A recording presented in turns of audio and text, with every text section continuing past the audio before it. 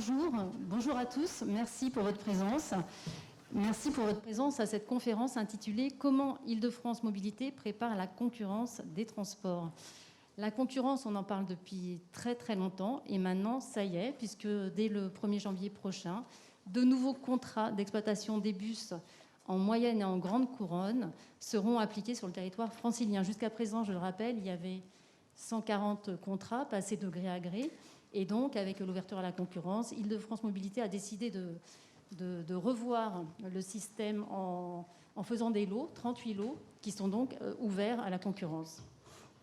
Qu'est-ce que ça va changer ? Qu'est-ce que ça va changer pour les usagers, bien sûr, mais aussi pour les salariés ? Qu'en attend Île-de-France Mobilité ? Comment a-t-elle préparé ces contrats ? Que peuvent apporter les opérateurs ? Voilà, ce sont les questions qui vont nous intéresser dans les prochaines minutes. Je vais vous présenter tout de suite nos invités. Complètement à ma gauche, Laurent Probst. Bonjour. Vous êtes directeur général d'IDFM. À côté de vous, Brice Beaulion. Vous êtes directeur général adjoint chargé de l'Île-de-France pour Transdev. À côté de vous, Yoann Dupuis. Vous êtes directeur général adjoint en charge également de l'Île-de-France pour Keolis. À ma droite, Christophe Vacheron. Vous êtes aussi directeur de la région Île-de-France pour RATP Dev et également directeur du développement. Et enfin, totalement à droite, Marc Pellissier. Vous êtes le président de la FNOT Île-de-France. Donc, merci à vous d'être avec nous. Avant de passer la parole, je vais vous rappeler comment va se passer cette table ronde. Donc, elle va durer 1h30 à peu près. Dans un premier temps, nous allons nous intéresser surtout à la concurrence en moyenne et en grande couronne. C'est ce qu'on appelle les bus optiles. Les bus optiles, c'est 90% des communes en Île-de-France et c'est 6 millions de franciliens, donc c'est pas rien, c'est un gros morceau. Et puis, évidemment, on s'intéressera plus largement à tous les modes de transport, donc aussi ce qu'on peut appeler les bus RATP, la concurrence, donc quand elle s'ouvrira en petite couronne et dans Paris intramuros. Et puis, si vous voulez, on parlera de train, de métro, de RER, de tramway, puisque vous aurez bien sûr droit à la parole pour qu'il y ait des échanges entre nous. Je vais tout de suite anticiper une remarque que peut-être un certain nombre d'entre vous se font. C'est un plateau effectivement 100% masculin. Oui, je parle bien entendu de mes invités. Donc c'est totalement assumé. Je pense que ce sont les bons interlocuteurs pour cette table ronde. Et évidemment, nous ouvrons bien grandes nos portes aux expertes féminines. Et je vous invite, si vous le souhaitez d'ailleurs, à venir à nos rencontres que le club Villerail Transport organise. Nous avons reçu, c'était fin septembre, Laurence Battle, présidente du directoire de RATP Dev. La semaine prochaine, nous recevrons Marlène Dolvec, directrice générale de Gare et Connexion. Et fin novembre, Sylvie Charles, qui est donc la directrice de Transilien. Donc, vous voyez, nous ouvrons évidemment grand nos portes aux expertes féminines. Mais tout de suite, je vais laisser plutôt la parole à Laurent Probst, donc, qui va nous expliquer un petit peu quelle a été la démarche d'Île-de-France Mobilité pour ouvrir à la concurrence les bus optiles. Vous avez un micro. Bonjour. Alors, on est aujourd'hui à un moment très particulier de la mise en concurrence en Île-de-France, puisque aujourd'hui, cette mise en concurrence, elle ne fait plus débat. Je vais vous faire un petit historique, parce que jusqu'à il n'y a pas très longtemps, elle faisait encore débat, donc je pense que c'est bien de refaire l'historique. En 2016, début 2016, quand moi je deviens directeur général d'Île-de-France, à l'époque le STIF, donc nommé par Valérie Pécresse, la question se pose encore de la mise en concurrence sur Optile. Personne ne sait si la mise en concurrence c'est pour maintenant ou pour 2025. Alors, on se pose la question, moi dans les services juridiques d'Île-de-France, du STIF à l'époque, on dit c'est plutôt de maintenant, mais voilà, on n'a jamais vraiment abordé la question. Du coup, je demande à faire une analyse juridique un peu plus précise et on me dit oui, effectivement, en fait, il faudra le faire maintenant. On est en mai 2016. Je me dis, mais mettre en concurrence tout ça pour 1er janvier 2017, ça ne marche pas. Et puis on pose quand même la question à l'État, parce que l'État avait toujours dit non, c'est pour plus tard, enfin, sans vraiment se prononcer. Première réponse du ministère des Transports en mai 2016, c'est de dire non, c'est pas avant 2025. Je dis, vous êtes sûr? Écrivez-le-moi. Puis finalement, ils n'ont pas voulu l'écrire. Alors je dis, mais comment on fait? Ça a tourné au sein de l'État pendant pas mal de temps. Puis finalement, ils ont dit, on va saisir le Conseil d'État. Alors, ils avaient quand même fortement incité à ça. La question arrive au niveau donc, interministériel du secrétaire général du gouvernement qui a dit, mais c'est quoi cette question? La réponse est évidente. Et puis comme tout ça a tourné au sein de l'État depuis plusieurs mois, voire plusieurs années, je me dis, on va quand même demander au Conseil d'État qui répond en décembre 2016, oui, la mise en concurrence, c'est pour le 1er janvier 2017. Et moi, je reçois un courrier du préfet de région, daté du 12 janvier 2017, qui dit la concurrence, c'était pour il y a 12 jours. Donc, c'était un peu compliqué à mettre en place. Donc ensuite, du coup, nous, on s'est organisé, mais en disant à l'État, vous êtes bien gentil, mais de toute façon, nous, on ne va pas mettre en concurrence en moins de 12 jours, donc il faudra un peu de temps. Donc laissez-nous 4 ans. Alors, on avait anticipé que la réponse serait sans doute celle-là. Et donc laissez-nous 4 ans pour mettre en concurrence, au moins 4 ans. On va se mettre en ordre de marche. L'interprétation des opérateurs de bus n'était pas la même. Eux, ils étaient toujours sur 2025. Il y a eu des recours au tribunal administratif qui ont été jugés il n'y a pas très longtemps, donc qui ont été rejetés par le tribunal administratif. Et puis aujourd'hui, on a du coup lancé les premières mises en concurrence. D'ailleurs, on a passé au conseil d'administration ce matin les dernières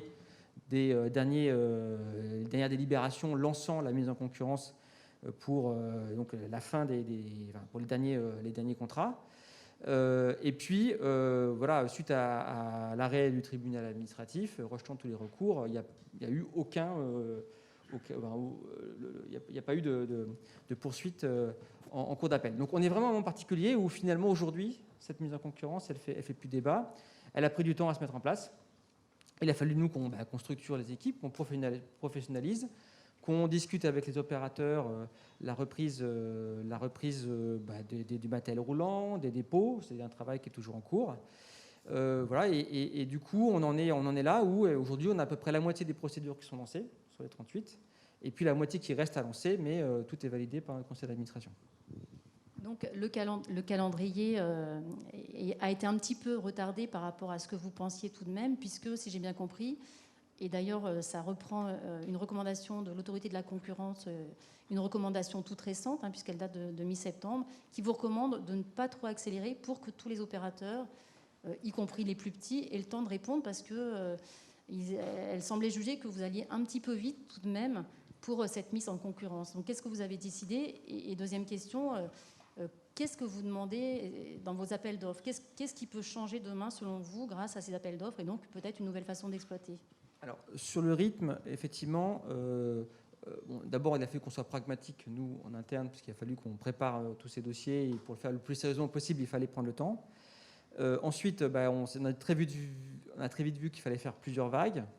D'ailleurs, donc, on a saisi, pour sécuriser nos procédures, on a même saisi l'autorité de la concurrence pour être sûr qu'on était dans le bon calibrage. L'avis de l'autorité de la concurrence est très clair. Il valide globalement la stratégie qu'on a mise en place, les allotissements, la taille de ces lots. Il a dit, et puis l'autorité de la concurrence a précisé qu'il fallait qu'on maîtrise les dépôts. Donc ça, c'est un vrai sujet. Alors, on maîtrise beaucoup de dépôts, mais il y a encore certains réseaux où on ne maîtrise pas les dépôts. Et d'ailleurs, c'est un vrai sujet qu'il va falloir qu'on discute d'ailleurs avec les opérateurs. Maintenant, parce que c'est vrai qu'on avait pour aider, on va le dire, de pouvoir lancer des appels d'offres sans le dépôt en demandant aux opérateurs de trouver des dépôts dans l'appel d'offres. Et en fait, on se rend compte que c'est quelque chose qui ne marche pas. Donc, il va falloir qu'on se pose la question pour tous ces contrats où il n'y a pas de dépôt, si on lance des appels d'offres ou pas. Et puis, il y a le rythme. Alors, on avait déjà ralenti, échelonné, parce que objectivement, aujourd'hui, c'est plus un secret, que tout le monde connaît les procédures qui sont déjà parties. On ne va pas tout signer pour le 1er janvier 2021. Donc ça va s'échelonner sur 2021 et même sur 2022. Et c'est vrai que l'autorité de la concurrence valide cet étalement. Et il faut qu'on veille encore plus, je pense, après l'avis de l'autorité de la concurrence, à vraiment veiller à ce qu'il n'y ait pas trop de procédures dans des phases actives au même moment. Ça veut dire que tous les nouveaux contrats sont mis en œuvre quand ? Ils vont être mis en œuvre progressivement. Donc, d'accord, mais quand est-ce que tous seront mis en œuvre? Ah, tout sera mis en œuvre. Je pense qu'on aura désigné, je ne m'engage pas sur un mois précis, mais courant 2022, on aura désigné tous les opérateurs avec des contrats qui seront mis en œuvre 6 mois plus tard. D'accord, donc ça veut dire que 1er janvier 2023, on aura plus, tous les nouveaux contrats seront effectifs. Modulo, quelques imprévus sur des appels d'offres. On peut toujours se dire, voilà, moi cet appel d'offres, je ne sais pas le lancer parce que je n'ai pas le dépôt, ou parce qu'il y a une difficulté particulière, parce qu'un maire a bloqué, mais a priori, oui, c'est l'objectif. Et qu'est-ce que vous attendez principalement de ces nouveaux contrats? Une baisse des coûts? Alors, d'abord, de quel ordre si d'abord, vous attendez une baisse des coûts? D'abord, premier sujet, l'impact sur la qualité de service. Bon, on a la prétention d'avoir des opérateurs déjà très performants. Je le dis parce qu'on a en grande couronne des opérateurs qui sont bons. Alors,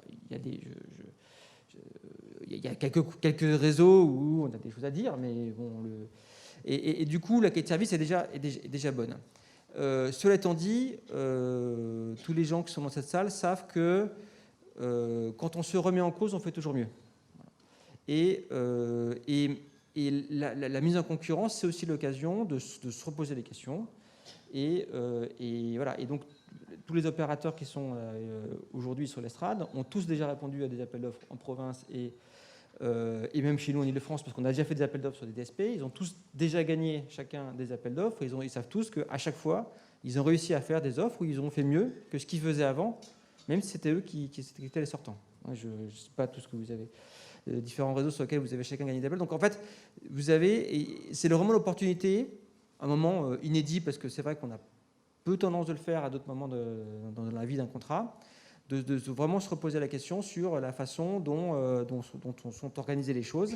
Et en général, moi, dans tout ce que j'ai vu pour l'instant, on a toujours eu une amélioration de la qualité de service avec des redistributions des moyens. Mais un truc très simple, ne serait-ce qu'une ligne qui ne marche pas très bien, on se dit, tiens, on va prendre quelques bus là pour le remettre dans une ligne où il y a plus de besoins. C'est des choses qu'on n'a pas forcément tendance à faire en dehors de l'appel d'offres, mais dans le l'appel d'offres, tiens, on va proposer ça, et puis ça marche mieux après. Et donc, excusez-moi, je vais insister un peu sur ma question sur la baisse des coûts. Vous attendez globalement quelle diminution de coûts, quelles économies vous espérez pouvoir faire avec de nouveaux contrats? Alors, nous, on ne suit pas d'objectif en économie pour la simple et bonne raison qu'en fait, on dépense beaucoup plus. Depuis 2015, on a mis sur les bus en Ile-de-France, on a mis 230 millions d'euros en coût annuel d'offres bus supplémentaires. Donc on va continuer à développer l'offre bus, notamment en Grande Couronne, parce que on voit bien qu'on était un peu en retard par rapport à d'autres grandes métropoles, donc c'est quelque chose qui va continuer. Et puis il y a la transition énergétique qui nous coûte beaucoup d'argent. On a un plan où on va faire 100% des bus propres en 2025, 100% en 2025 sur toute la zone dense, y compris les grandes villes de Grande Couronne, et 100% en 2029, donc ça coûte de l'argent. Donc on ne va pas dépenser moins. Effectivement, on compte sur les opérateurs pour optimiser leurs coûts, pour que ce plus nous coûte le moins possible. Mais de toute façon, on est plutôt sur du plus que je ne saurais pas vous quantifier aujourd'hui. On ne vise pas du tout du 10% d'économie. Enfin, voilà, on est vraiment sur du plus qui va inévitablement nous coûter plus, mais qui doit être le plus rentabilisé possible pour éviter d'augmenter, pour augmenter le moins possible, naturellement, les prix des transports. Merci. Brice Beauhuon, donc vous travaillez pour Transdev. Transdev qui est jusqu'à présent le plus gros opérateur Optile, puisque vous détenez actuellement 50% du marché à peu près. Vous avez remporté les 2 premiers lots ouverts à la concurrence par IDFM.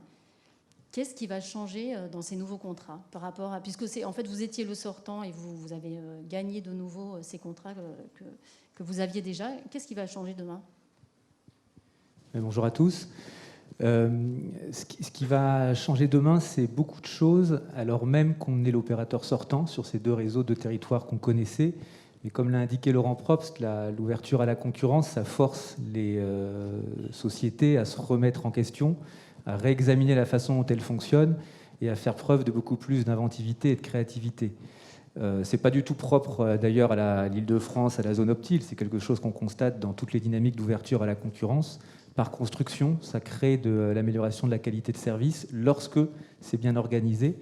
Et donc, la façon dont ça va changer le quotidien, c'est d'une part une forte amélioration de la régularité des bus. Je remercie Laurent Probst de nous dire qu'on n'est pas si mauvais que ça au quotidien, mais il y a toujours des marges de progrès, il y a toujours des améliorations qu'on peut faire, et l'ouverture à la concurrence sur ces deux réseaux a été l'occasion de remettre à plat les modes de fonctionnement qu'on avait, de réfléchir à une modernisation de nos outils de suivi, de gestion des comportements individuels des conducteurs, et ça nous a permis de pouvoir nous engager sur une augmentation significative de la régularité. Ça, c'est le premier élément. Et puis le deuxième... Alors, j'ai mon masque qui descend, excusez-moi. Quand on appuie avec le micro, ça fait baisser le masque. Et la deuxième modification forte pour les voyageurs, ça va être des services nouveaux, parce que c'est aussi ça les vertus de l'ouverture à la concurrence, c'est qu'on s'est demandé, pour convaincre Île-de-France Mobilité de faire confiance à Transdev, il faut qu'on apporte des nouveaux services. Et donc si je prends deux illustrations qui sont d'ailleurs très emblématiques pour moi, parce qu'il n'y a rien de renversant, on n'est pas en train d'inventer une navette qui nous emmène sur la Lune, c'est pas ça qui est demandé, c'est pas ça qu'on veut faire, c'est des petites choses mais qui changent le quotidien. Le premier, c'est le paiement par carte bancaire. Aujourd'hui, dans les bus en Île-de-France, c'est un service qui n'est pas développé.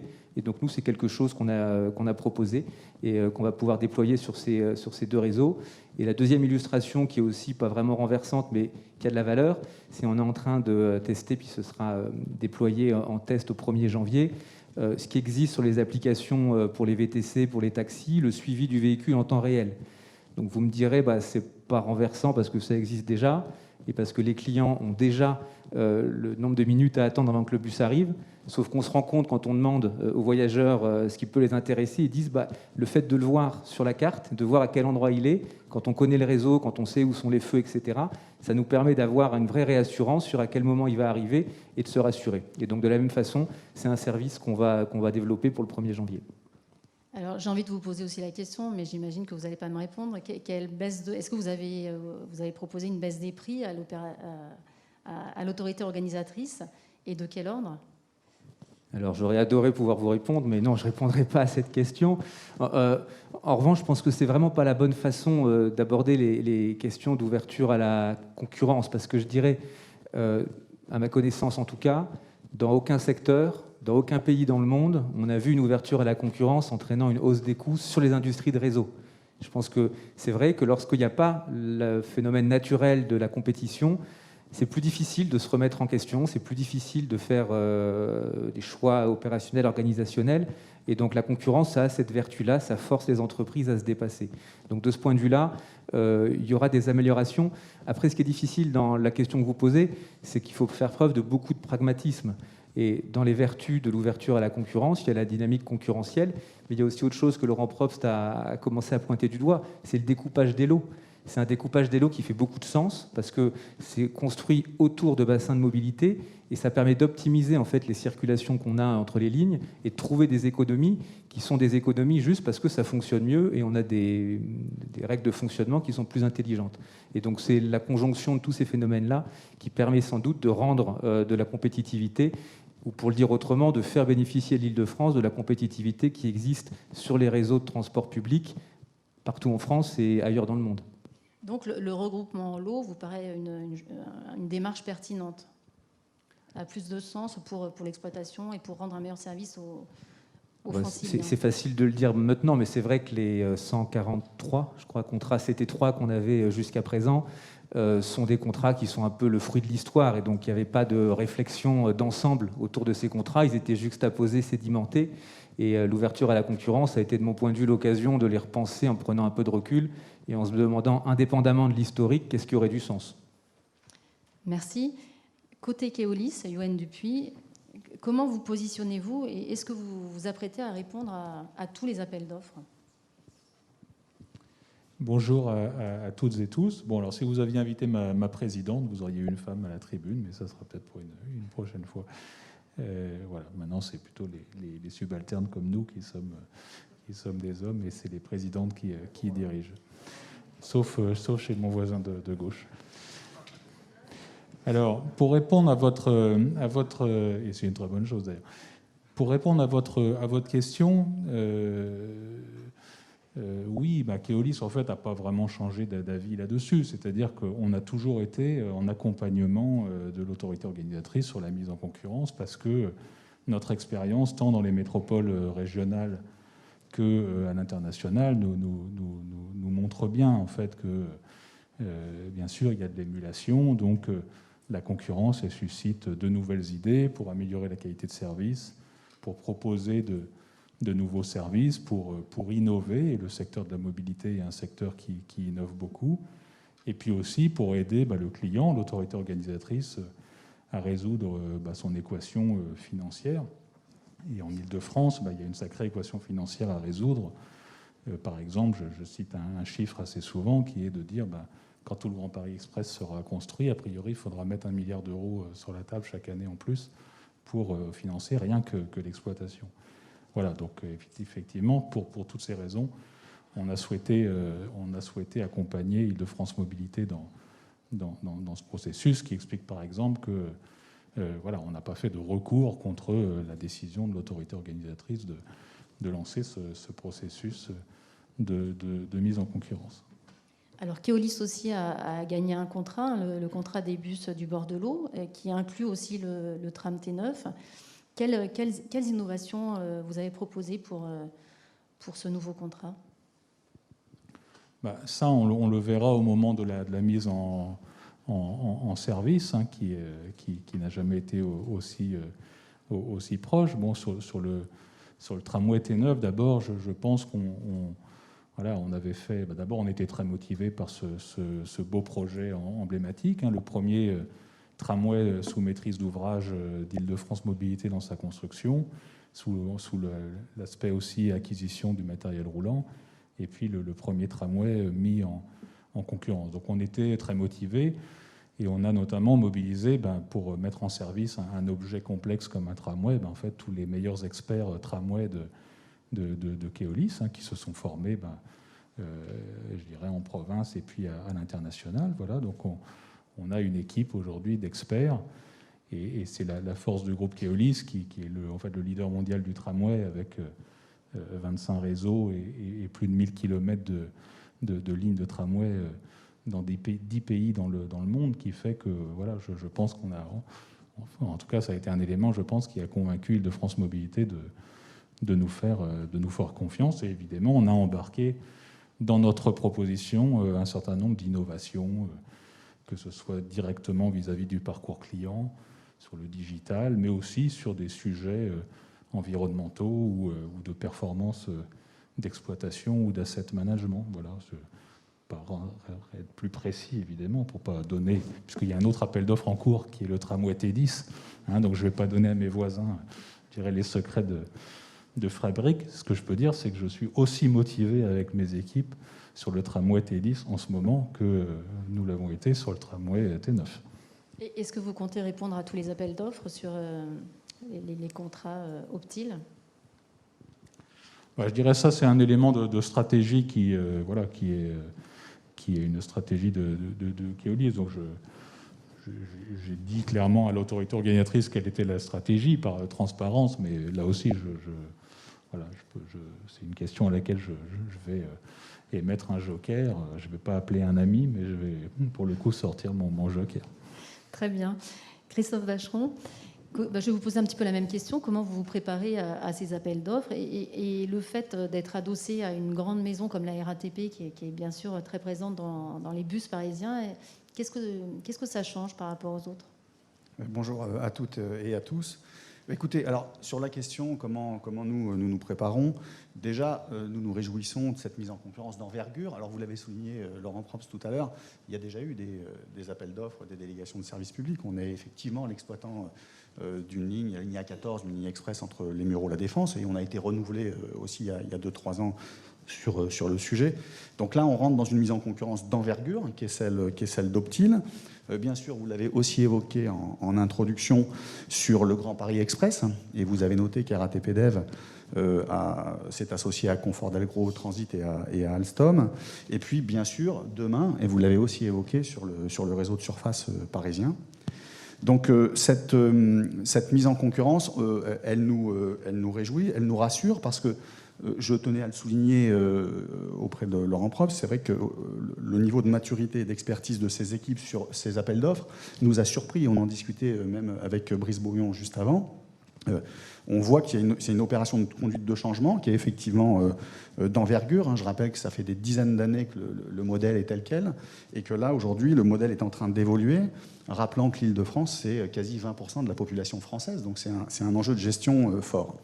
Alors, pour répondre plus directement à la question, comment est-ce que nous, on se prépare à une compétition. C'est une compétition qui est stimulante, où effectivement, mais ça a été rappelé par mes deux collègues, c'est une mise en concurrence, donc il faut être le meilleur. Il faut être le meilleur sur la régularité, sur la qualité de service, sur la sécurité, la sûreté, la lutte contre la fraude. Et ça nous invite à nous remettre en question et à sortir le meilleur de nos groupes respectifs. Alors pourquoi j'évoque cela? C'est parce que le groupe RATP, et RATP Dev en particulier, a été créé il y a 18 ans, RATP Dev, pour adresser justement cette mise en concurrence grandissante. Et il se fait qu'aujourd'hui, nous opérons 470 villes dans 13 pays. Aujourd'hui, RATP Dev, c'est 20 000 collaborateurs. Et puis, c'est 1,3 milliard de chiffre d'affaires, en passe de devenir 2 milliards très rapidement, puisque nous avons remporté la région Toscane, aussi bien en urbain qu'interurbain, le métro du Caire, tout récemment, et puis des réseaux comme Angers, Brest, Saint-Malo, Quimperlé, Creil, il y a très peu de temps. Donc on est dans cette dynamique, on est dans cette compétition qui nous excite. Aujourd'hui, RATP Dev en Ile-de-France, c'est 7% de part de marché. Alors vous évoquiez 50% de Transdev. Notre volonté, c'est effectivement d'accroître cette part de marché. Et nous travaillons 4 sujets particuliers pour reprendre un peu ce que disaient mes collègues. C'est l'offre transport, vous l'avez évoqué Laurent Probst tout à l'heure, c'est une occasion de dépoussiérer les réseaux, de se positionner sur des lignes vraiment importantes, d'améliorer les lignes, d'aller au contact encore plus proche des franciliens. C'est une occasion d'améliorer la qualité de service. La régularité, c'est un enjeu fort, et là-dessus, on prend des engagements importants avec des outils modernes. On a moins évoqué la sécurité routière, mais c'est un sujet très fort sur lequel on travaille beaucoup. Bien sûr, et vous l'avez souligné, l'idée c'est de trouver la meilleure offre économique possible, sachant que ce qu'on tient, c'est à reconnaître que notre qualité d'opérateur a une forte valeur ajoutée, et donc on travaille beaucoup ces offres économiques. Et enfin, ça a moins été évoqué, c'est le caractère social, puisque notre objectif, alors là on est en période Covid-19, mais c'est que demain, RATP Dev, en exploitant des réseaux, crée de l'emploi, crée du déroulement de carrière, et puis dynamise ce métier du conducteur et de conductrice qui est très important pour la population francilienne. Alors, je réagis juste, pardon, quand vous m'avez dit qu'est-ce que ça change pour le fait d'appartenir à la grande maison RATP. Alors, par une boutade, mais je sais que Yoann Dupuis a commencé ainsi aussi. Mais si vous voulez, pas plus de changements que Keolis pour la SNCF et puis que Transdev pour la Caisse des dépôts. Si vous voulez, ce qu'on sait, mais c'est ce qu'ont dit mes collègues, c'est qu'on a l'avantage RATP Dev d'être appuyé sur RATP, qui a un savoir-faire exceptionnel et reconnu dans le monde entier. Donc ça, c'est vraiment un élément fort. Et puis nous, ça nous amène une double culture. C'est l'excellence opérationnelle, et puis 2, le respect des territoires, et en particulier celui d'Île-de-France. Alors, Keolis a plusieurs fois expliqué quelle serait, ou la SNCF d'ailleurs, toutes les deux ont plusieurs fois expliqué de façon très générale quelle serait leur stratégie quand elles iraient, par exemple... Elle répondrait à des appels d'offres de concurrence sur le TER. Quelle sera la stratégie entre RATP Dev et la RATP sur les bus? Comment vous répartissez le travail? Alors, sur le TER, vous avez noté l'accord récent de RATP Dev avec Jetlink. Oui, mais là, je parlais plutôt des bus. Je parlais plutôt sur le réseau de surface, le point que j'évoquais au tout début. La question est aujourd'hui en cours d'analyse pour positionner effectivement... un objet à définir, donc on travaille dessus. On est surtout sur le ferroviaire aujourd'hui avec les TER, bien sûr le Grand Paris Express, et viendra le réseau de surface sur lequel on réfléchit. Mais aujourd'hui, Jetlink et Régionéo, on adresse le ferroviaire et le Grand Paris Express. Très bien. Avant de donner la parole à Marc Pellissier, je voudrais juste revenir sur un point abordé tout à l'heure par Laurent Probst, de la question des dépôts. Donc vous l'avez légèrement abordé. Est-ce qu'on peut dire qu'il y a blocage dans certains cas ? Que vous avez du mal à mettre la main à vraiment réussir à acheter des dépôts qui vous paraîtraient stratégiques et donc indispensables pour assurer une concurrence loyale? Oui, le débat des dépôts a eu lieu fin 2016, même début 2017, quand on a négocié les contrats qu'on appelle maintenant les contrats CT3 troisième période, donc 2017-2020, où on a demandé aux opérateurs, dans les contrats, à s'engager à nous vendre ou à nous céder les loyers, enfin le bail de location dans certains dépôts. Et à l'époque, on avait identifié, je ne vais pas vous dire que ça n'a pas été conflictuel à l'époque, mais on a réglé le problème à l'époque. On avait identifié en fait tous les dépôts qui étaient à plus de 50% d'activité. Île-de-France Mobilité, ils basculaient dans Peut-être mettez bien le micro sur votre bouche, avec le micro. Pardon. Tous les contrats qui étaient de tous les dépôts qui étaient avec une activité Île-de-France Mobilité à plus de 50% étaient dans la liste des dépôts prioritaires qu'on allait récupérer, et puis les autres ne l'étaient pas. On peut comprendre que les opérateurs de bus ont besoin pour leur activité privée d'avoir aussi des dépôts. Donc il y avait cette bascule à faire. Le fait est que cette répartition aujourd'hui, et puis ne nous permet pas de couvrir les 100 dépôts dont on aurait besoin. Et donc on a à peu près 60 dépôts, combien 60, d'accord. 60 d'identifiés dans les contrats, cession ou achat, parce qu'ils étaient en propriété des opérateurs, ou cession du bail de location. Après, nous, on a trouvé des terrains quand même. Depuis 2016, on a cherché des terrains. Donc, on a trouvé des terrains, je dirais entre 20, une trentaine de terrains qu'on a identifiés. Et puis, il nous en reste une dizaine à trouver. Voilà. Et donc, suite à l'avis de l'autorité de la concurrence, là, aujourd'hui, on se rend compte qu'effectivement, ça va devenir crucial. Et donc, on est en train de se retourner vers les opérateurs pour leur dire, bon, il reste 10 dépôts qu'on n'avait peut-être pas identifiés à l'époque, mais enfin, il va peut-être falloir qu'on en discute quand même. Donc, effectivement, là, on est en train de revenir vers les opérateurs pour leur dire qu'en plus des 60 qu'on avait déjà identifiés, il y en a peut-être d'autres sur lesquels il va falloir qu'on s'entende. Et il se trouve qu'on va avoir besoin de négocier des contrats, parce que les contrats, c'est les 3, se terminent fin 2020, donc ça tombe bien. Ça nous donne un cadre pour en discuter. Mais est-ce que vous savez précisément quel dépôt vous souhaitez pour chaque opérateur ?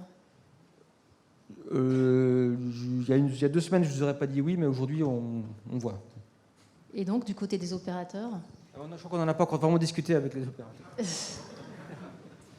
Oui, je plaide non coupable sur cette histoire-là, parce que, comme le dit Laurent Probst, en fait, la façon dont ça s'organise, c'est des dépôts, une fois que l'activité publique est partie. Nous, il nous restait des dépôts à l'issue des CT3 qui n'étaient pas considérés comme stratégiques, c'est-à-dire appelés à être utilisés pour le transport public. Et effectivement, on a eu des contacts depuis plus d'1 an sur certains dépôts qui auraient pu être finalement intéressants. Et donc, je pense du côté de Brunois, je pense du côté de Rambouillet. Et donc, ce n'est pas une difficulté particulière, parce que de toute façon, c'est des dépôts que nous, transporteurs publics, on n'a pas vocation à dire des foncières immobilières. Donc, on les aurait mis sur le marché. Et donc, la seule question, c'est de se mettre d'accord sur le prix. Il y a un dispositif où chacun prend un expert immobilier. On espère que la fourchette de prix n'est pas trop éloignée. On fait la moyenne. Sur les premiers, c'est ce qui se passe. Comme nous, Transdev, on est dans les premières vagues d'appels d'offres. On a pu le tester. Donc, ça marche plutôt bien. Okay. Est-ce que Yoann Dupuis ou Christophe Vacheron, vous souhaitez réagir sur cette question des dépôts ? Oui, effectivement, ça a pu être un sujet, je crois que ça ne l'est plus. Et puis aujourd'hui, on est dans une dynamique de transfert à Île-de-France Mobilité quand c'est le souhait de l'autorité organisatrice. Aujourd'hui, notre actualité, en fait, sur les centres opérationnels bus, parce que maintenant on a adopté ce vocable, c'est d'abord tous les projets que l'on réalise en termes de transformation, de conversion énergétique pour le compte d'Île-de-France Mobilité. C'est-à-dire aujourd'hui, par exemple, Keolis est en train de convertir à l'électrique le centre opérationnel bus de Vélizy pour le compte d'Île-de-France Mobilité. On est en train de finaliser la livraison d'un des tout premiers dépôts 100% GNV, bio-GNV en Grande Couronne au Mesnil-Amelot dans le cadre du service Filéo. Et puis on est en train de convertir au GNV, bio-GNV également des dépôts dans l'Essonne comme celui de Draveil, de Montlhéry ou en Seine-et-Marne à Dammartin. Voilà, donc ça aujourd'hui c'est aujourd'hui ça l'actualité, c'est de pouvoir transférer à Île-de-France Mobilité non pas des dépôts au sens large, mais des dépôts équipés, prééquipés pour la transition énergétique et pour que l'exécution des prochains contrats, donc des délégations de services publics, puisse être immédiatement avec soit des bus électriques, soit des bus au GNV ou au bio-GNV. Non, mais juste préciser que c'est vrai que c'est un accélérateur de mise en concurrence. Quand on a les dépôts qui sont mis à disposition, on est moins des brokers que des opérateurs. Voilà, on exprime toute notre compétence quand on a un dépôt. Effectivement, quand on en fait la transition, soit au gaz, soit à l'électrique, on a tous de belles références là-dessus. Et l'idée, c'est de tenir des délais dans un prix qui soit le plus maîtrisé. Mais effectivement, la disponibilité de dépôt, de foncier, est un élément fort qui permet à la concurrence de s'exercer pleinement.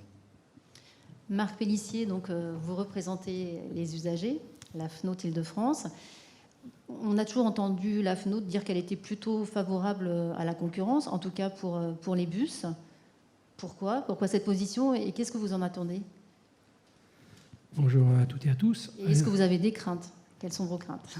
Alors, effectivement, la FNOT s'est plutôt positionnée sur l'ouverture à la concurrence, enfin, plus exactement sur la mise en œuvre de délégations de services publics sur les bus, comme ça se fait en fait à peu près partout ailleurs en province, hein, puisqu'on avait quand même un système en Île-de-France un peu baroque de droit à vie avec des opérateurs depuis 1949 de mémoire qui avaient l'exploitation des lignes à vie, ce qui quand même dans certains secteurs posait un certain nombre de problèmes, puisque on a connu par le passé, disons, des exploitants pas très, je dirais, pas très motivés, avec des problèmes de maintenance de matériel, avec des problèmes de régularité, des gros problèmes, et de fait, ces exploitants étant là ad vitam, je dirais, n'étaient pas vraiment motivés à corriger le tir.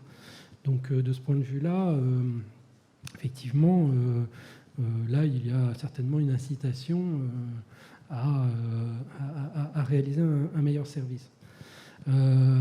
Autre aspect aussi qui nous paraît intéressant, c'est la possibilité qu'offre justement cette mise en concurrence de revoir un peu les réseaux et les lignes qui, bien souvent aussi, dataient de plusieurs dizaines d'années et qui ne correspondent pas toujours au bassin de vie d'aujourd'hui, et également qui étaient parfois limitées à un certain endroit parce qu'elles ne pouvaient pas rentrer dans le territoire entre guillemets d'un autre exploitant, alors qu'il y aurait eu un sens à ce que la ligne de bus puisse atteindre une autre gare, par exemple, dans un domaine d'un autre transporteur.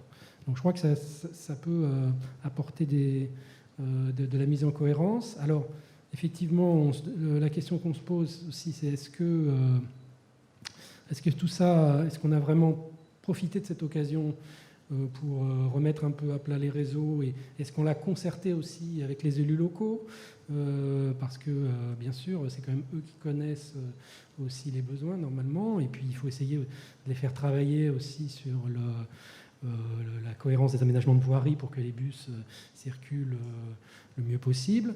On n'a pas trop entendu parler du rôle des collectivités agglo, notamment dans cette mise en concurrence. Ce serait intéressant d'en savoir plus.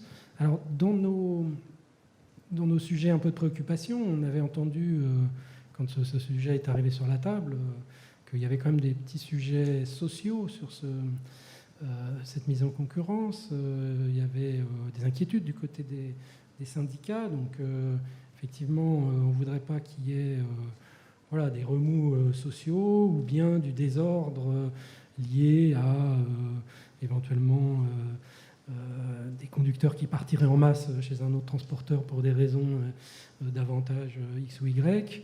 Donc on sait qu'il y a eu un cadre social qui a été travaillé pour la RATP historique, mais sur les réseaux Optile, on a encore quelques inquiétudes sur le fait que tout se passe bien au niveau social.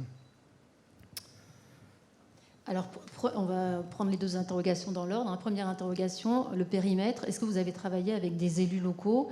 Est-ce que vous avez essayé de mettre un terme à ces dysfonctionnements dus à des contrats un peu historiques qui faisaient que, par exemple, une ligne ne servait pas à une gare? Est-ce que vous en avez profité comment vous avez procédé pour définir ces nouveaux périmètres? Et est-ce qu'il y a eu concertation avec les élus locaux? Alors, aucun appel d'offres ne part si l'agglo n'est pas d'accord. Donc, effectivement, l'agglo concernée a validé chacune des lignes sur le périmètre du contrat. Alors, la mise en concurrence, l'appel d'offres ne permet pas de tout restructurer dans l'appel d'offres, parce qu'on a quand même 36 appels d'offres à faire en parallèle, donc on n'a pas le temps de juger des grosses modifications, d'autant plus qu'après, ça nous poserait des problèmes pour modifier l'offre. Mais du coup, on est sur des lignes, sur un réseau de lignes qui est plutôt constant. Après, il y a des modifications qui peuvent se faire dans le contrat, dans l'appel d'offres. Mais effectivement, on a comme rebasculé des lignes d'un côté de l'autre pour avoir des réseaux cohérents. Et effectivement, l'idée principale, c'est le bassin de vie. En fait, on garde le bassin de vie et on rattache les lignes sur le bassin de vie, et modulo naturellement l'importance des dépôts, puisque les lignes sont quand même aussi rattachées à un dépôt. Deuxième interrogation très importante sur le social.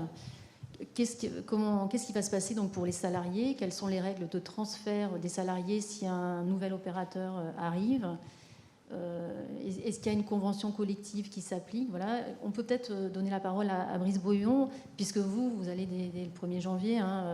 Alors certes, vous gardez votre personnel, mais j'imagine que ça va être avec de nouvelles règles sociales. Donc quelles sont les règles qui s'appliquent? Eh bien, les règles qui s'appliquent, elles ne sont pas encore en vigueur. Et de ce point de vue-là, Marc Pélissier l'a dit, il y a un vrai oubli de la zone optile de la part du législateur, qui a vraiment mis du temps avant d'inclure dans la loi l'homme, et donc je ne sais plus quand elle était, mais ça doit être il y a 1 an à peu près, le bout d'accroche législative qui a permis à la profession de discuter ce qu'on appelle un accord de branche qui fixe ces règles-là.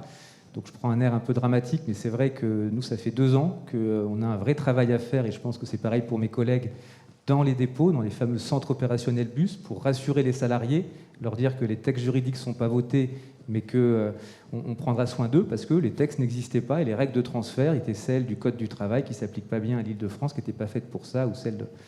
Je ne rentre pas dans les complexités juridiques de l'imbrication entre la convention urbaine, interurbaine, etc., mais il n'y avait pas de clarté. Et donc la bonne nouvelle, c'est que cet accord de branche sur la zone qu'on appelle interurbaine, soumis à la convention FNTV, il est dans un processus, je crois, qu'on appelle l'homologation. Il y a eu un accord de la profession. Il a été publié au journal officiel cet été. Et donc on attend incessamment sous peu, je crois que c'est un décret ou un arrêté du gouvernement qui le fera entrer en vigueur. Donc ça, c'est la bonne nouvelle. Il en reste encore à régler, parce que le texte qui va rentrer en vigueur, ça règle les questions de transfert pour les salariés qui sont sur la convention interurbaine. Pour les cas où on aura un transfert interurbain vers urbain, par exemple, aujourd'hui, il y a un petit manque, et donc il faut que la profession travaille sur ces questions-là, mais il y a un peu plus de temps. Le point qui est important dans tout ça, c'est qu'il y a une complexité juridique très forte. Une partie de la responsabilité qu'on a, et ça je crois que c'est collectif en Île-de-France, ça va être de faire en sorte que ça se passe le mieux possible, de ne pas dramatiser des choses qui n'ont pas lieu d'être, notamment parce que l'autorité organisatrice a mis en place dans les appels d'offres des règles, je dirais, qui ne sont pas législatives, qui n'ont pas la valeur du fameux cadre social dont la RATP bénéficiera, mais qui s'imposent de façon très forte et très claire aux entreprises. Et je pense à l'exemple de l'une d'entre elles, qui est le transfert volontaire. On a l'obligation dans les contrats d'accepter qu'arrivent dans les futures sociétés tous les salariés qui opéraient le service dans les anciennes, quelles que soient ces problématiques juridiques avec lesquelles je vous ennuie. On a cette obligation-là, et évidemment qu'on l'appliquera très volontiers. On est sur des métiers qui sont en tension de toute façon, donc je dirais que c'est une obligation à la fois très saine d'un point de vue opérationnel et puis très juste. Il y a un transfert automatique et transfert volontaire. Il faudrait vraiment qu'on fasse un colloque sur le sujet. Peut-être pour le dire autrement, sur les premières, je pense que ça a peut-être été pensé comme ça par l'autorité organisatrice, mais c'est vrai que lorsque c'est une société, je dirais, déjà constituée, qui est remise en appel d'offres pour l'essentiel, le Code du travail s'applique, et donc il n'y a pas de difficulté, les règles existent. Là où il y avait un trou dans la législation, c'est parce qu'on travaille sur des bassins de vie, c'est plusieurs bouts de société qui sont agrégés. Et c'est là qu'on avait besoin, pour être rassurant à l'égard de tous les salariés, d'avoir un bout de texte qui permet de dire « pas de fantasme, ça va bien se passer ». Voilà. Mais pour les premières, on n'a pas cette difficulté-là. Ce sera pour des vagues d'appels d'offres qui arriveront plutôt en 2021. Alors, il y a un décret que vous attendez, Yoann Dupuis. Comment vous voyez ce décret? Est-ce que vous avez des craintes sur ce décret dont on attend la publication? Le décret d'homologation ou d'extension, c'est pas véritablement un sujet. Je pense que si vous faites peut-être référence à un autre sujet qui est en cours et dont faisait référence Marc Pélissier, qui est le cadre social je dirais, de la RATP. Voilà. Mais ça, c'est un sujet plutôt 2024. Il faut quand même qu'on regarde ce qui est dedans, parce que Mais il doit intervenir dans très peu de temps, non? Il est quasiment écrit.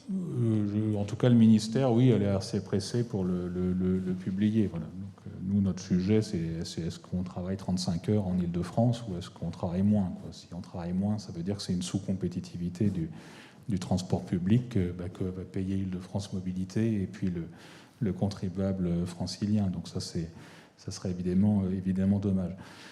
Moi, je reviens sur ce qui nous préoccupe aujourd'hui, qui est qu'aujourd'hui, finalement, c'est aujourd'hui le début de la mise en concurrence. Et donc, Laurent Probst a raison, et Marc Pélissier également. C'est-à-dire que le premier marqueur, c'est de vérifier que quand même, d'un point de vue social, ça va bien se passer. Parce que si ça se passe mal, je dirais, on aura d'une certaine manière montré par l'absurde qu'il ne fallait pas ouvrir à la concurrence. Voilà.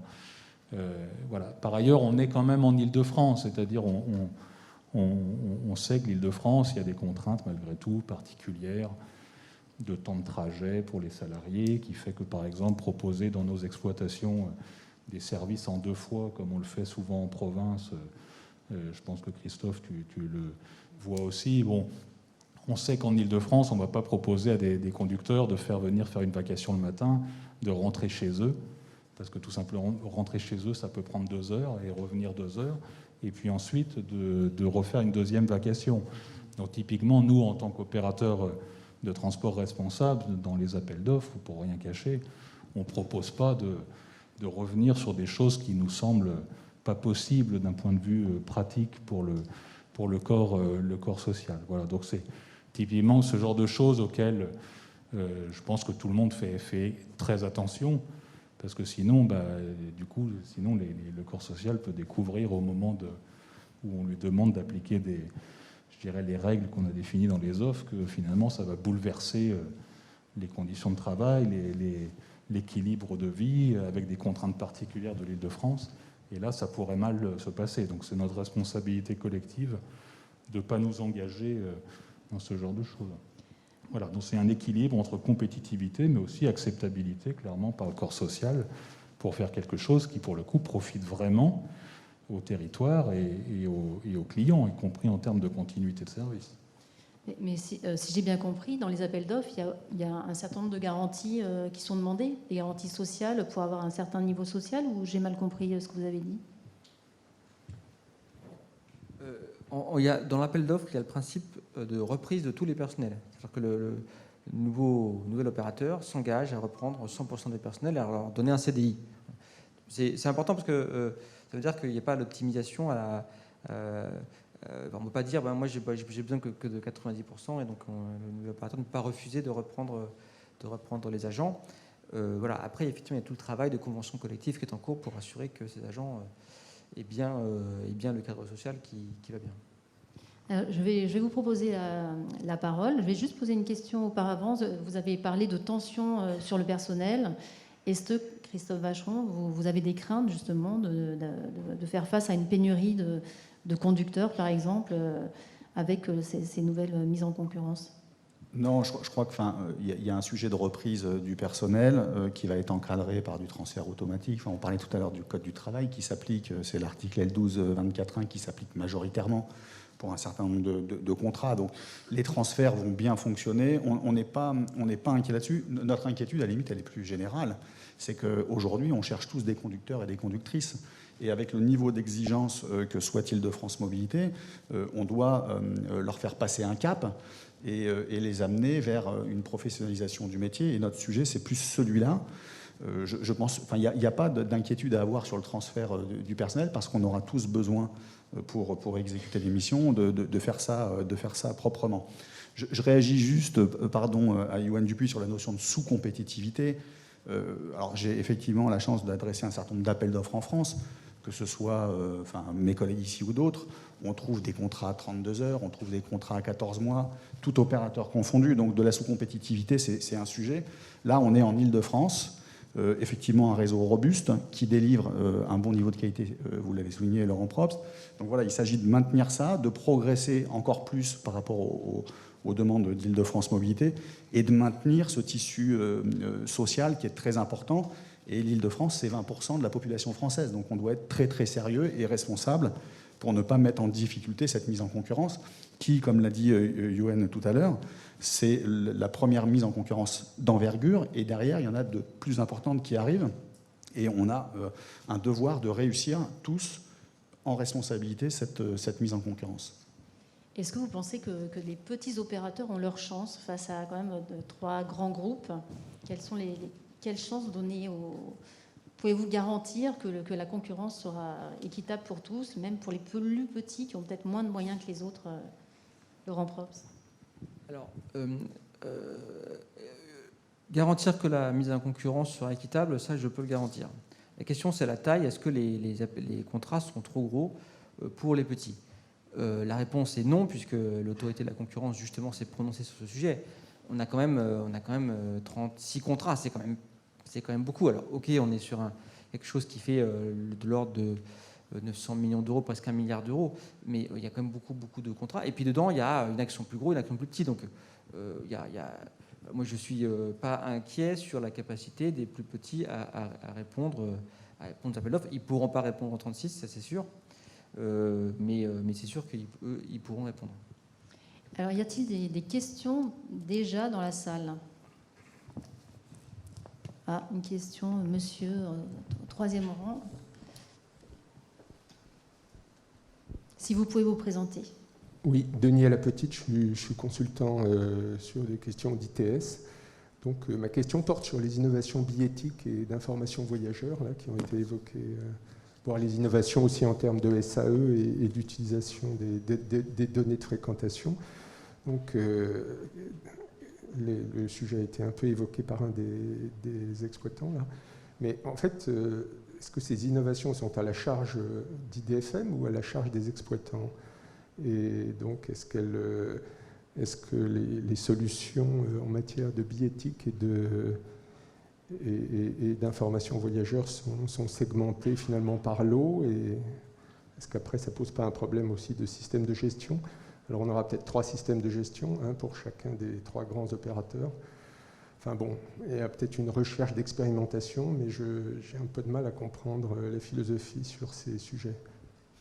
D'abord peut-être Laurent Probst, si vous voulez bien répondre, et puis si l'un d'entre vous veut préciser, bien sûr, il aura la parole. Laurent Probst. Bien sûr, on travaille sur l'uniformisation de la billettique, c'est évident. On va avoir le même système billettique, naturellement. Et avec des mêmes outils partout. On parlait du SMS ticketing qui a commencé par exemple en Grande Couronne, qu'on va progressivement, du coup, qu'on a généralisé là, un peu dans l'urgence pour la crise sanitaire, mais qui va finalement s'appliquer partout. Donc voilà, je crois que on doit revenir sur le paiement carte bleue, mais le paiement carte bleue, c'est plus pour payer son ticket à l'unité, c'est une facturette. C'est pas la carte bleue qui va aller fonctionner directement sur le valideur. Donc là, mais nous aussi on travaille sur la carte bleue, mais généralisée un peu plus tard. Et sur le système d'information voyageur, oui, c'est clair que chaque réseau a son système d'information voyageur. Ça, c'est sûr, parce que voilà, on n'a pas un système unique qui descend dans chacun des bus, mais on travaille sur l'uniformisation. Il peut y avoir effectivement des bonnes idées qui se développent sur un réseau et puis qui après diffusent, un peu comme le SMS ticketing, qui diffuse à l'ensemble du système. L'autorité de la concurrence vous demandait de faire des efforts pour mieux faire connaître votre système d'information voyageur via Navigo, parce que l'appli RATP est très utilisée. Mais via Navigo l'est beaucoup moins, et du coup, l'appli RATP zappe un peu l'information d'autres transporteurs. Oui, qu'est-ce que vous pouvez faire là-dessus? Alors, je ne suis pas sûr que ce sujet-là soit un sujet mis en concurrence. L'information voyageur, ça demande quand même une harmonisation. Après, effectivement, nous, on construit une application via Navigo qu'on essaie d'ailleurs d'être... je crois qu'on a des progrès à faire, il faut le dire, mais qui va s'imposer comme l'application d'information voyageur au niveau de l'Île-de-France de plus en plus. Donc effectivement, il faut à nous de faire une application qui marche bien et puis qu'on va diffuser une fois qu'on aura une version qui est plus solide. Voilà. Alors après, il y a le sujet du SAUV. L'autorité de la concurrence a posé la question du SAUV. Effectivement, il faut qu'on ait un SAUV régional, enfin au moins uniformisé, pour que tous les concurrents puissent avoir accès à ce SAIV, parce qu'effectivement, là, c'est un vrai sujet d'appel d'offres. Hein. Si nous, on demande des spécifications sur le SAIV, mais que tous les concurrents n'ont pas les mêmes, n'ont pas accès à cette qualité de SAIV parce que les prestataires sont très spécifiques. Là, c'est vraiment une rupture des qualités de traitement. Donc ça, il faut qu'on travaille, il faut qu'on veille à ce que ce qu'on demande dans les appels d'offres sur le SAIV est bien quelque chose qui est accessible à tous. Yoann Dupuis et Brice Beaulion, vous souhaitiez réagir? Oui, je pense que c'était moi, l'exploitant, qui ai parlé de ces innovations, juste pour témoigner de la façon dont ça se passe. Dans le système dont on parle, c'est très simple. Nous, on a des idées, on en a plein. On les trie, on essaie de voir ce qui est vraiment adapté à l'Île-de-France, on les propose. Et ensuite, Île-de-France Mobilité nous dit, dans le cadre de la procédure, ça, c'est pas pertinent, ça ne nous intéresse pas pour tel territoire, et ça l'est à telle condition. Donc de ce point de vue-là, je dirais la cohérence de ce qui est fait est totalement contrôlée, parce que c'est dans le dialogue qu'on a dans la phase de négociation qu'Île-de-France Mobilité peut vérifier que ce qu'on propose s'imbrique bien dans le dispositif régional. Yoann Dupuis. Oui, j'abonde dans ce sens. Il s'agit en fait non pas de développer des systèmes concurrents à ceux d'Île-de-France Mobilité, bien évidemment, mais de proposer des services complémentaires qui peuvent avoir du sens sur un territoire. Donc c'est intéressant aussi d'avoir cette flexibilité pour dire que tel territoire a tel besoin un peu spécifique en fonction de sa fréquentation, des équipements qui sont sur ce territoire, de l'implication aussi des collectivités locales dans l'intégration de la mobilité dans un univers de différents services. Voilà, donc ensuite il y a des différents modes, il y a des expérimentations, il y a aussi les sujets de l'open data, c'est-à-dire que toutes les propositions que l'on est amené à faire vont s'appuyer sur un principe assez clair qui est de transférer toute l'information en fait dans l'open data d'Île-de-France Mobilité et dans le système via Navigo pour pas développer par exemple une application concurrente. Donc je prends un exemple de ce qui a pu être fait. Donc c'était pas dans le cadre des appels d'offres de Grande Couronne, c'était un appel d'offres à Paris dans le cadre de la traverse du 15e arrondissement où nous avons remporté l'appel d'offres avec notre partenaire BE Green Autocar Dominique. Voilà, on vient de mettre en place il y a quelques jours une borne d'information voyageurs nouvelle génération qui vient chercher l'information directement dans l'open data Île-de-France Mobilité et qui affiche un temps de passage multimode, multitransporteur. C'est-à-dire vous êtes à l'arrêt de bus à la mairie du 15e arrondissement, et bien vous voyez aussi bien la prochaine arrivée de la traverse que du bus 88 de la RATP juste à côté ou de la ligne 12 à la station Convention. Voilà, donc pour avoir vraiment une multimodalité. Mais on n'a pas développé un système différent, c'est-à-dire justement on vient prendre l'information qui est la même et que chaque transporteur doit justement intégrer dans l'open data, parce que rien ne serait pire pour le voyageur dans le cas d'espèces parisien que de voir dans une borne d'information voyageur de la traverse que le prochain bus 88 de la RATP il est dans 2 minutes, et puis dans la borne à côté ou sur l'appli RATP de voir qu'il est dans 7 minutes. Là, ça ne fonctionne plus. Ça induit de la confusion. Voilà, donc c'est typiquement ce genre de solutions qui sont proposées avec comme objectif de faciliter la vie finalement des clients dans leur parcours intermodal, parce que en Île-de-France, la grande particularité, c'est que la plupart des voyages en fait sont multimodaux, et notamment avec un début de parcours ou une fin de parcours en bus, et notamment en Grande Couronne. Christophe Vacheron. Non, je voulais réagir, c'est que c'est effectivement, enfin, il y a une force dans les procédures lancées par Île-de-France Mobilité, c'est cette cohérence d'innovation. On sait qu'effectivement, alors on va lancer ça et là des innovations, on les coordonne toujours avec Île-de-France Mobilité, mais l'objectif c'est d'uniformiser. Ça devient compliqué, on ne va pas chacun développer nos applications, et les cahiers des charges sont très bien faits là-dessus pour proposer des services cohérents. Je donne juste un exemple, mais on a lancé à Mantes-la-Jolie, par exemple, un système où on a le taux d'occupation en temps réel à bord des bus. Donc aujourd'hui, vous voyez, vous l'évoquiez, le bus qui circule sur sa ligne, et puis vous voyez, il y a 5 ronds. Un rond rempli, c'est qu'il y a 20% d'occupation, et donc ça, vous le voyez en temps réel.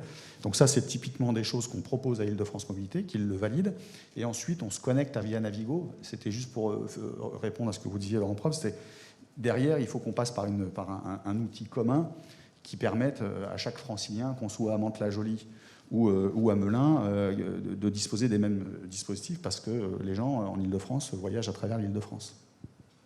Marc Pellissier, vous avez une remarque à faire sur l'information voyageur, un sujet important pour la FNOT. Bien sûr, un sujet éternel, mais on sait qu'il y a des choses qui sont en préparation côté Île-de-France Mobilité qu'on appuie. D'une part, l'idée du poteau d'arrêt universel qui, notamment dans des secteurs où il y a plusieurs transporteurs qui passent, pourrait mettre un peu d'ordre dans des situations dans lesquelles aujourd'hui chaque transporteur met son poteau, on se retrouve avec une ribambelle d'informations. J'espère que ce dossier chemine bien. Il y a aussi un dossier sur la renumérotation des lignes de bus. Là aussi, c'est une demande qu'on avait, puisque aujourd'hui, dans les applis numériques, comme via Navigo, si vous cherchez la ligne 100, vous en trouvez une ribambelle. Vous avez parfois deux lignes avec le même numéro qui passent au même endroit. Donc l'usager lambda est légèrement perdu. Donc, alors c'est un exercice, certes, qui va un peu bousculer les habitudes. Il va falloir bien organiser ça, mais je pense que c'est nécessaire pour avoir une cohérence globale dans les recherches itinéraires. Et puis un troisième point, effectivement, ça a été évoqué. Ça, c'est une insatisfaction qu'on a, c'est-à-dire que aujourd'hui, c'est encore très difficile d'avoir de l'information en temps réel multitransporteur. Yoann Dupuis a brillamment mis en œuvre ça à un arrêt dans Paris, mais malheureusement, et qui marche, malheureusement, les 120 gares SNCF qui sont équipées avec des écrans qui doivent afficher les temps d'attente de bus, RATP. Alors, les SNCF en l'occurrence, alors la RATP, elle, arrive à afficher les horaires de ses bus, c'est bien, mais pas des autres transporteurs. Ça, c'est moins bien. Mais il y en a beaucoup qui ne marchent pas. Et la SNCF, par contre, n'arrive à afficher actuellement aucun horaire de bus, qu'il soit RATP, Transdev, Keolis ou autre. Et ça dure depuis, donc, comme je disais, 2 ans, puisque tous ces écrans ont été installés depuis au moins 2 ans. C'est un point sur lequel on a interpellé Île-de-France Mobilité et on espère que là aussi, ça va progresser. Et donc, vous avez été interpellé, et votre réponse ? La donnée est disponible. Hein. En fait, le problème, c'est que la donnée, elle existe. Hein. La preuve, c'est qu'on peut la trouver.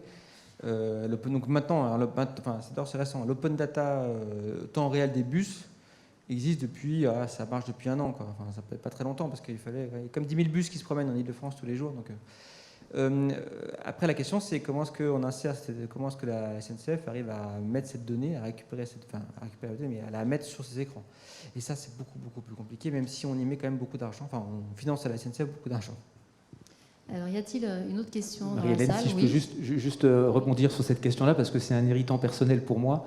Donc, je ne voudrais pas laisser croire que c'est les opérateurs Optile qui ont un problème, parce que je vous assure, Marc, que le job, il est fait chez nous.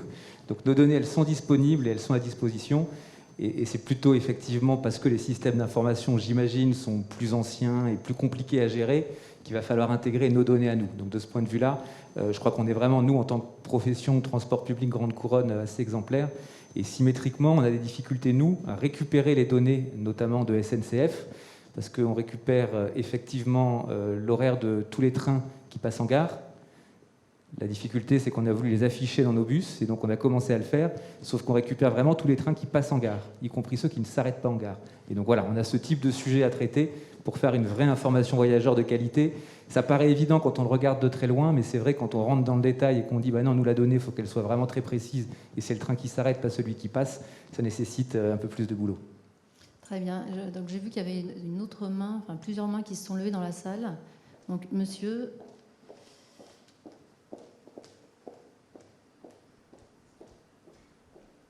Bonjour, je m'appelle Sylvain Blanquet, je suis président d'une association pour le prolongement de la ligne 1 de métro. Je voudrais savoir, dans le cadre de ces mises en concurrence, puisqu'on va se baser sur des logiques de territoire, comment va s'organiser la gouvernance de la qualité de service pendant la durée du contrat? Est-ce qu'il y a des nouvelles instances de discussion avec les élus locaux? Comment ça va un peu évoluer? Comment vous envisagez ces dimensions-là? Merci. Laurent Props, je pense que c'est à vous de répondre. Oui, on a prévu des conventions partenariales avec les agglos notamment, mais aussi les villes qu'ils souhaitent, et même les départements. C'est un dispositif qui existe déjà. sur les CT3. Et donc avec effectivement des instances, des fois même dans ces conventions partenariales, on délègue à la collectivité la capacité la compétence d'aller surveiller la qualité de service et de faire de leurs remarques directement aux opérateurs. Donc là, du coup, on va reconduire les dispositifs existants qui marchent bien, alors sur des nouveaux périmètres, hein, mais qui sont d'ailleurs plus cohérents pour les agglos. Donc il n'y a pas de difficulté de ce côté-là, il me semble. Y a-t-il une autre question, monsieur? Et puis madame aussi après, un peu plus loin dans la salle, à gauche. Oui, bonjour, Jacques Eliès, je suis ingénieur ATP et syndicaliste. J'avais deux questions. La première, c'est la table ronde a commencé sur le retard historique, enfin le renvoi de patate chaude sur ouverture à la concurrence ou pas. La question est derrière nous, a-t-on dit, elle est même devant maintenant. Qu'en est-il de l'allotissement du réseau actuellement monopole de la RATP? On a réglé les 30 silos sur le réseau Optile, mais qu'en est-il donc de la doctrine de d'IDFM sur l'allotissement à terme, vu qu'il y a deux notions qui ont été évoquées, les bassins de mobilité et les bassins de vie. Voilà, donc j'avais cette question assez précise pour ne pas avoir de retard demain. C'est est-ce qu'aujourd'hui IDFM a statué sur ce point? Ma deuxième question, c'est plus sur les opérateurs. On parle de baisse des coûts. Sur quoi on va agir pour faire baisser les coûts? Voilà. Première question, Laurent Probst. Alors, sur l'allotissement. On commence à peine à travailler sur le sujet, donc on n'a pas du tout déterminé les lots sur le réseau bus RATP. Il y a aujourd'hui 25 dépôts bus RATP, il me semble. Enfin, voilà. Plus ou moins après, je voulais dire. Donc on n'aura pas plus que 25 lots parce qu'il faut que... Voilà. Donc on dirait entre 1 et 25. La taille, on ne sait pas encore vous dire. Il ne faudra pas... Enfin, faut pas faire trop... 25, c'est beaucoup trop, c'est sûr. Il faut quand même garder une cohérence, je pense. Alors, il y a la notion de bassin de vie. Comment est-ce qu'on va appréhender cette notion de bassin de vie? Alors, en moyenne couronne, c'est sans doute possible. Naturellement, sur Paris, c'est complètement impossible. Donc, il va falloir qu'on... Voilà, je ne sais pas vous dire aujourd'hui si on est plus proche de 1 ou de 25. Voilà, on ne sera sans doute pas à 20 à 25, on sera beaucoup moins. Et puis, je pense que c'est important aussi pour les agents RATP qui se reconnaissent dans quelque chose. Alors, voilà, un ce sera beaucoup trop gros, mais qu'il faut quand même pas qu'il n'y ait pas trop de l'eau, quoi. Et donc, sur la baisse des coûts, sur quel coût on peut jouer? C'était la question de monsieur. Bon, moi, j'avoue que je dirais la patate chaude, en l'occurrence, à mes voisins. Enfin, moi, nous, on ne garde pas trop les coûts, on garde sur l'efficacité. Ce que je disais tout à l'heure, c'est voilà, il y a un bus qui n'est pas très efficace à un endroit, ben, finalement, est-ce qu'on ne va pas le rebasculer à un autre endroit? Il y a un bus qui passe, enfin voilà, une organisation qui fait que là, à ce moment-là, on se rend compte que le temps laissé au bus est un petit peu trop long, hein, ou à l'inverse trop court, et du coup, tout ça n'est pas très optimal. Et comme le temps est trop court, du coup, le machiniste, il arrive en bout de course et il ne peut pas repartir parce qu'il est trop en retard. Donc en fait, il reste là 5 minutes à rien faire. Donc ça fait, du coup, c'est sous-optimal. Donc réorganiser les temps de parcours, le graphiquage, une réorganisation du graphiquage, ça permet parfois de faire une course de plus et d'avoir plus d'efficacité et donc de proposer du service en plus. Moi, c'est plutôt ça que je vois. Après, il y a peut-être l'organisation de la maintenance qui peut être différente entre différents ateliers. Donc du coup, là, on se rend compte que la maintenance, elle n'est pas très bien organisée parce le bus, on l'amène dans 3 ateliers alors qu'en fait, on pourrait peut-être l'emmener dans un seul atelier. Enfin voilà, c'est toutes ces choses-là qui font que on arrive à être, l'opérateur peut être plus efficace. Mais effectivement, on imagine bien que le critère prix doit être important, j'imagine, pour faire un choix parmi les différentes réponses des candidats. Surtout, comme le rappelait Yoann Dupuis, que dans quelques temps, vous devrez faire face en plus à 1 milliard d'euros de dépenses annuelles avec le Grand Paris. Quelle est la pondération entre les critères? Et est-ce que, si par exemple, si vous choisissez le moins 10 ans, est-ce qu'il y a un malus important qui est mis en face justement en cas de service insuffisant? Enfin, quels sont les moyens de contrôle et quelles sanctions? Alors, déjà, au niveau de l'offre, hein, on juge, donc il y a le plus gros critère, ça reste le critère technique. Il y a le critère donc, économique, et puis il y a le critère RSE, hein, dans lequel on juge aussi de la qualité, naturellement, de la préservation de l'emploi, enfin la qualité des relations, au sein de l'entreprise. Donc déjà, c'est jugé au niveau de l'offre. Après, effectivement, on est sur des contrats qui vont être, on va le dire, plus risqués pour l'opérateur si jamais il n'y a pas la qualité de service. Donc effectivement, c'est aussi une amélioration dont je n'ai pas parlé, mais voilà, si effectivement un opérateur prévoit trop peu de moyens et n'arrive pas à faire son service, il sera beaucoup plus pénalisé dans les contrats aujourd'hui. Donc il a vraiment intérêt à faire une offre robuste parce que là, du coup, il est vraiment en risque sur son offre. Alors il y avait une autre question là-bas, madame, au fond de la salle à gauche.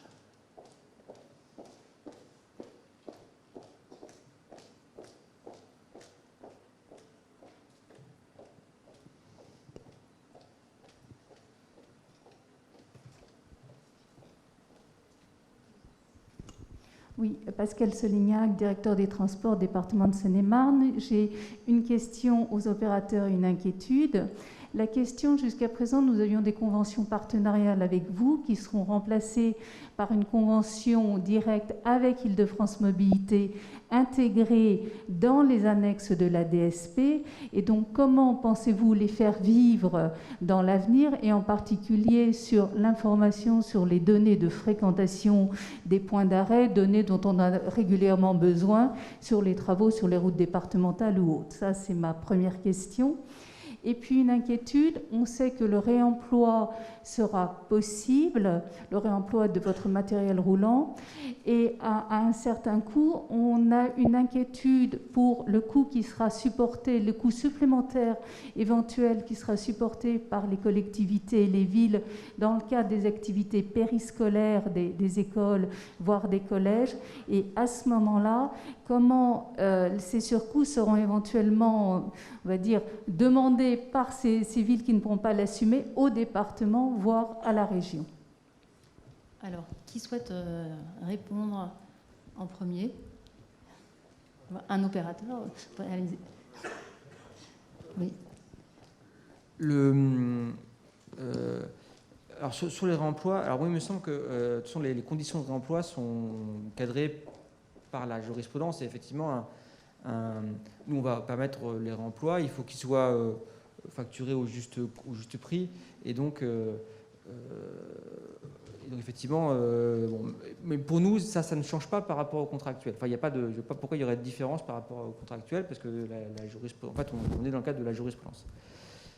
Concernant les relations avec les collectivités, ça du coup c'est pas très qui pourront dire, mais enfin, pour nous en tout cas, les obligations de relations avec les collectivités, mais c'est la question qui a été posée avant, restent les mêmes que dans les contrats actuels, et donc le fait que les dispositions des conventions partenariales soient traduites dans les contrats, ça veut dire que les opérateurs auront des obligations vis-à-vis des collectivités territoriales de leur donner des informations comme avant, et ils pourront peut-être le confirmer eux-mêmes.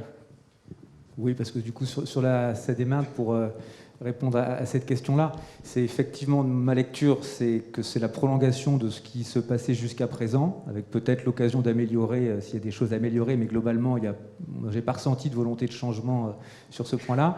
La bonne nouvelle, en revanche, quand Marie-Hélène nous posait la question, qu'est-ce qui va être mieux?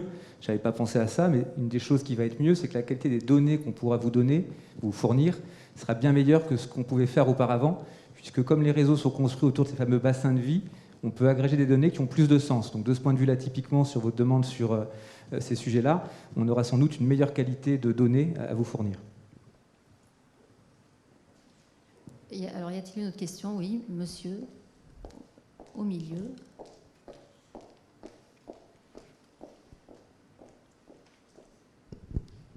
Bonjour, Ivan Sler, conseiller de l'UIDP, l'Union internationale des transports publics.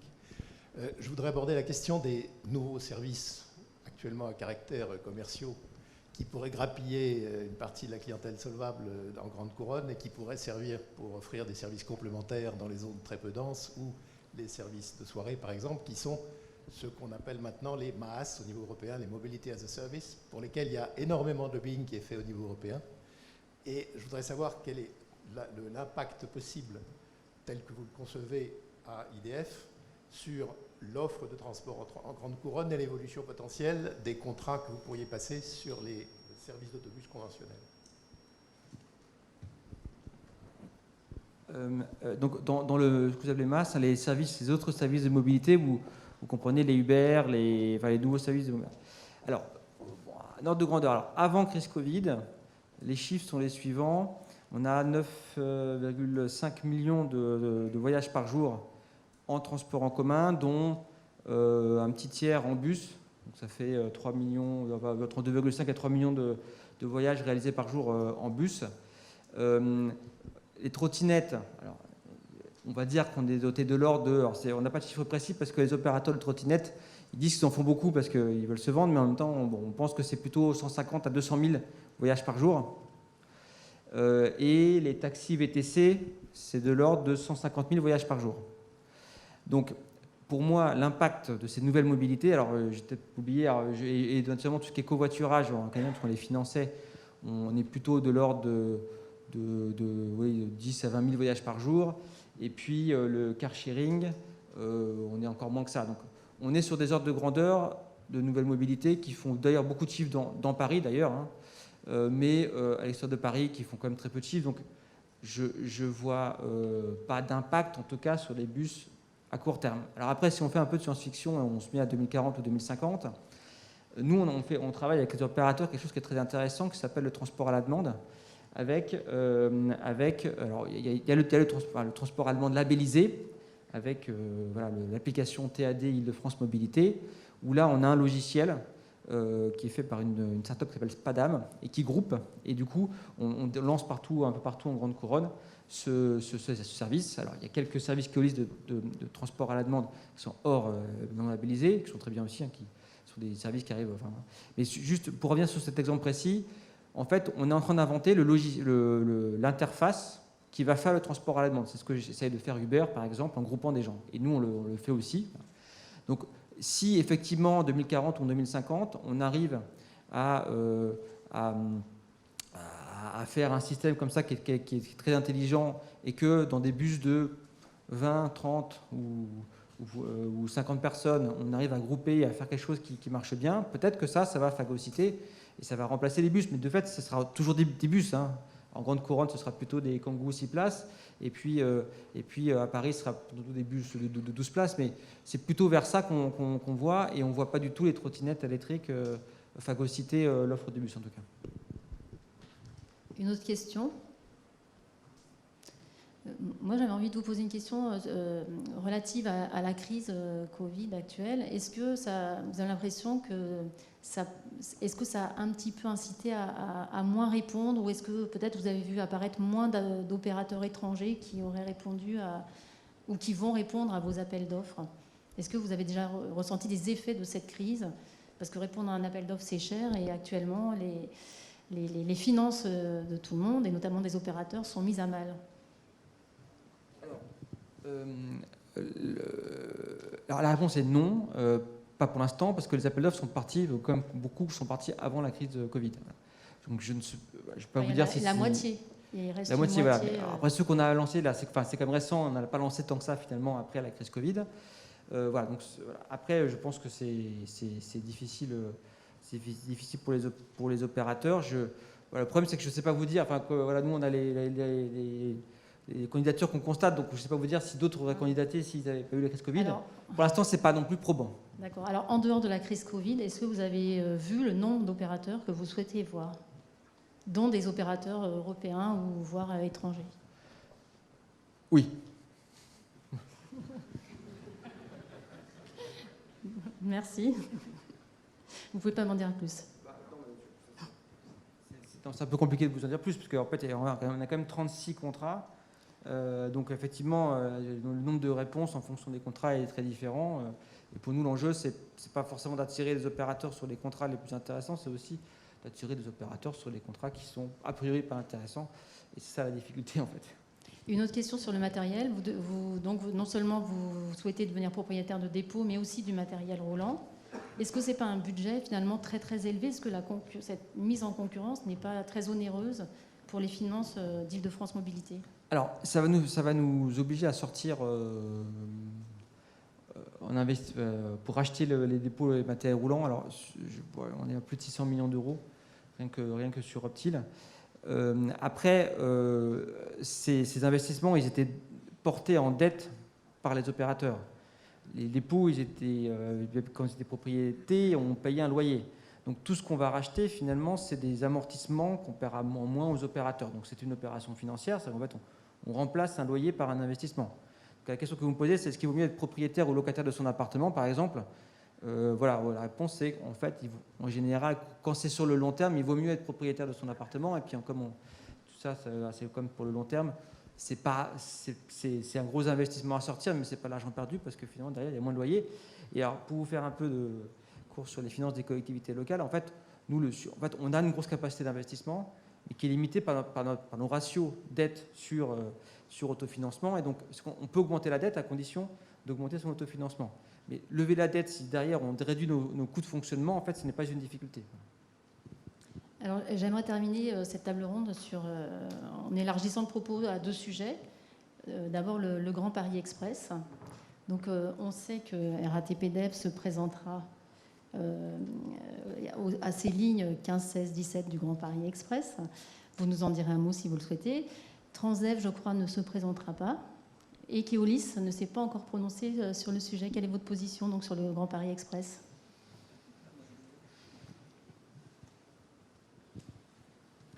Pour répondre très directement à votre question, oui, Keolis est candidat à l'exploitation des lignes 16 et 17 du Grand Paris Express.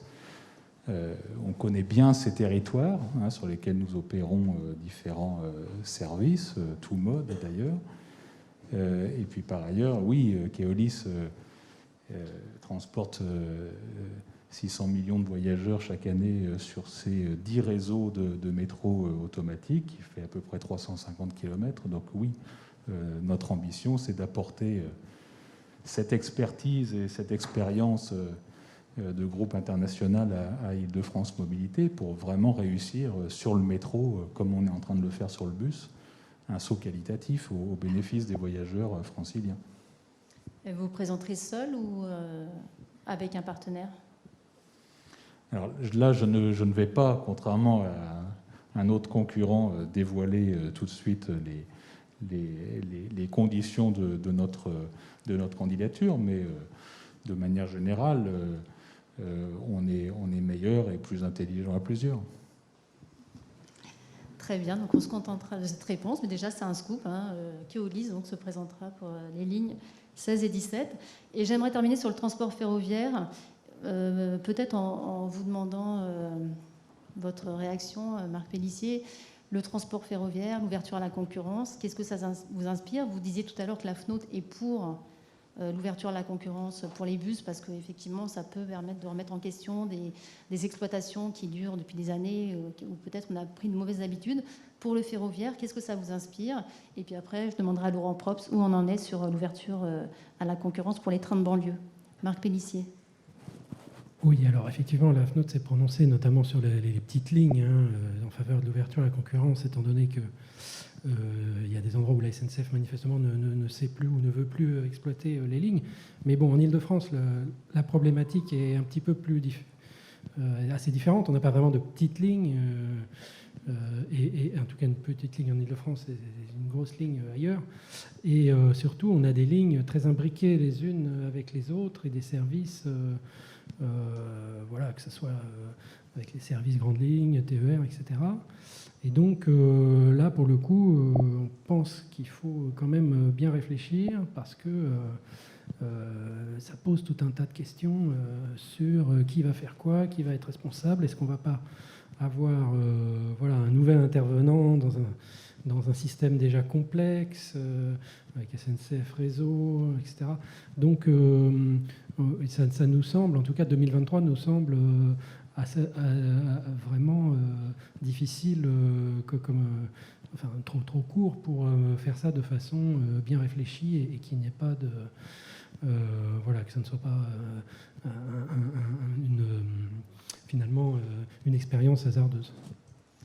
Donc on ne va pas se lancer dans un débat sur l'ouverture à la concurrence dans les trains de banlieue, parce que ça nous prendrait énormément de temps, mais juste en quelques mots, vous en êtes où sur cette concurrence qui effectivement va arriver très vite, puisque 2023 c'est demain? Donc 2023 ça arrive vite, parce que si le contrat entre en vigueur en 2023 avec les délais, en fait c'est quelque chose qu'il faudrait lancer, pour tout vous dire qu'on aurait même déjà dû lancer. Donc on se prépare, là on a commencé activement au début de l'année à préparer, donc en fait il faut d'abord faire le choix de l'ordre dans lequel on va mettre en concurrence. On a entre 2023 et 2033 pour mettre en concurrence, donc vous pensez bien qu'on ne va pas mettre 3 milliards d'euros de chiffre d'affaires en concurrence en même temps en 2033, ça ne marche pas. Donc il faut commencer en 2023, et la question c'est par quoi on va commencer, donc c'est ce qu'on est en train de définir. Et il va falloir le faire de façon échelonnée entre 2023 et 2033, et on va définir ça à la fin de l'année. Parce que Valérie Pécresse souhaitait une accélération du calendrier en début d'année. On est toujours sur ce désir d'accélération du calendrier? Alors, il y avait deux choses. Il y avait les opportunités qu'offre la loi, et puis effectivement des calendriers qui sont plus lointains et qui nous semblaient sans doute un peu trop lointains. Donc ça, c'est le sujet d'accélération.